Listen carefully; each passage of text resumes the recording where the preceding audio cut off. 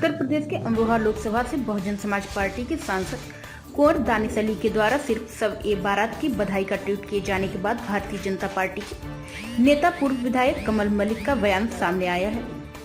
उन्होंने बसपा सांसद दानिश अली पर टिप्पणी की है। उन्होंने कहा कि उन्होंने उन हिंदुओं का अपमान किया है जिनके वोट से वह सांसद बने हैं। उन्होंने कहा कि आने वाले 2024 के चुनाव में इसका खामियाजा उन्हें भुगतना होगा। इसके अलावा उन्होंने समाजवादी पार्टी के वरिष्ठ नेता रामगोपाल यादव के द्वारा उत्तर प्रदेश में अराजकता का माहौल बताए जाने के बयान का पलटवार करते हुए कहा कि यह माहौल किसने दिया है यह सब जानते हैं। उन्होंने कहा कि जब दीपक बुझता है तो उसकी लौ फड़फड़ाती है, उसी तरह इनका भी यही हाल है।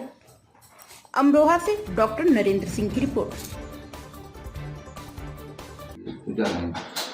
वो ये भूल रहे हैं 2019 में जिस समय वो यहाँ से सांसद बन करके गए थे तो उस समय वो सिर्फ मुस्लिम मतों से सांसद नहीं बने थे जो आज उन्होंने सबे बारात की खाली वो दी है। होली भी पूरे भारत का बहुत ही पवित्र और प्रेम का त्योहार है और बहुत सारा ऐसा मतदाता था जिनका जो इनको वोट मिली जिनकी और जिनका ये पवित्र त्योहार होली है वो होली को मनाते हैं, वो इसको याद रखेंगे। उनका अपमान है वो भूलेंगे नहीं। 2019 में इनका चयन किया था, 2024 में वही मतदाता इनको जवाब देगा। ठीक बताइए साहब, अमरोहा के लोकसभा सांसद है बसपा के कुंवर दानिश अली, वो सीधे सीधे जो है मोहन राव भागवत जी का जो ट्वीट हुआ था उस पर उन्होंने निशाना साधा है इशारों में, क्या कहना चाहेंगे? परम पूजनीय सरसंघ चालक जी जो अपना उद्बोधन दे रहे थे उनका विषय था कि जिस समय अंग्रेज भारत में आए मुगल काल की सत्ता के बाद तो हमारी साक्षरता स्तर 70% था। तो वो ये कहना चाह रहे थे कि हम उनके बाद में हमारी साक्षरता का स्तर 17% रह गया। तो ये उनके एक तो वो उनका कहना ये था कि मुगलों के ऊपर जो आप लोग टिप्पणी करते हो कि उनके राज में भारत ने तरक्की नहीं की, तो उनके मुगल प्रेम को दर्शाता है। दूसरा, उनको ये नहीं पता कि मुगल आक्रांता थे और फिर जिस समय मुगल आए यहाँ उस समय अगर उस समय से उसके पहले का भारत हम देखेंगे तो भारत 100% साक्षर हुआ करता था। प्रत्येक जगह प्रत्येक छोटे गांव में भी गुरुकुल हुआ करता था। लेकिन जब 700-800 साल की सत्ता के बाद भी तक्षशिला नालंदा जैसे विश्वविद्यालयों को तबाह करके गुरुकुलों को तबाह करके उसके बाद भी हम 70% बच गए। यानी कि किस प्रकार से उन्होंने भी डैमेज किया था, कैसे करके सारी इन्होंने यूनिवर्सिटियां जलाई थी।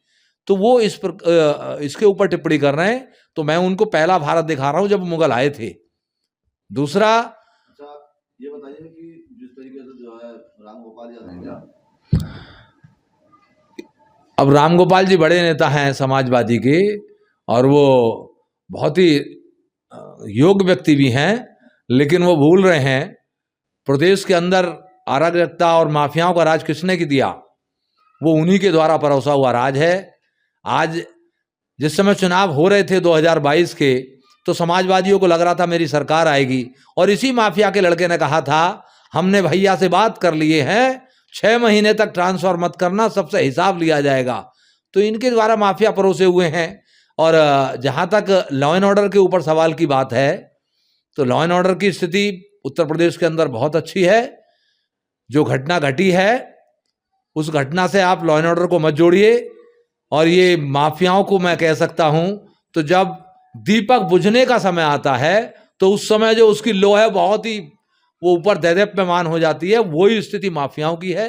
और निश्चित रूप से उत्तर प्रदेश की सरकार और उत्तर प्रदेश की पुलिस प्रत्येक माफिया को, प्रत्येक अपराधी को उसकी टेंटियां पकड़ करके कानून के अंतर्गत उसको सजा दिलाने का काम करेगी। और ये सब जगजाहिर है। हमारा एजेंडा क्या है, समाजवादियों का क्या है? समाजवादियों ने जिस समय आतंकवादी हमले हुए थे, चाहे वो रामपुर का हमला हो, लखनऊ का हमला हो, सारे उन हमलों को, उनके केसों को वापस लिया था। ये उत्तर प्रदेश की जनता अच्छी तरीके से जानती है और भारतीय जनता पार्टी की योगी सरकार वो इनका इलाज करना जानती है और ये जनता जान रही है। वो ये भूल रहे हैं 2019 में जिस समय वो यहाँ से सांसद बन करके गए थे तो उस समय वो सिर्फ मुस्लिम मतों से सांसद नहीं बने थे जो आज उन्होंने सबे बारात की खाली वो दी है। होली भी पूरे भारत का बहुत ही पवित्र और प्रेम का त्योहार है और बहुत सारा ऐसा मतदाता था जिनका जो इनको वोट मिली जिनकी और जिनका ये पवित्र त्योहार होली है वो होली को मनाते हैं, वो इसको याद रखेंगे। उनका अपमान है, वो भूलेंगे नहीं। 2019 में इनका चयन किया था, 2024 में वही मतदाता इनको जवाब देगा।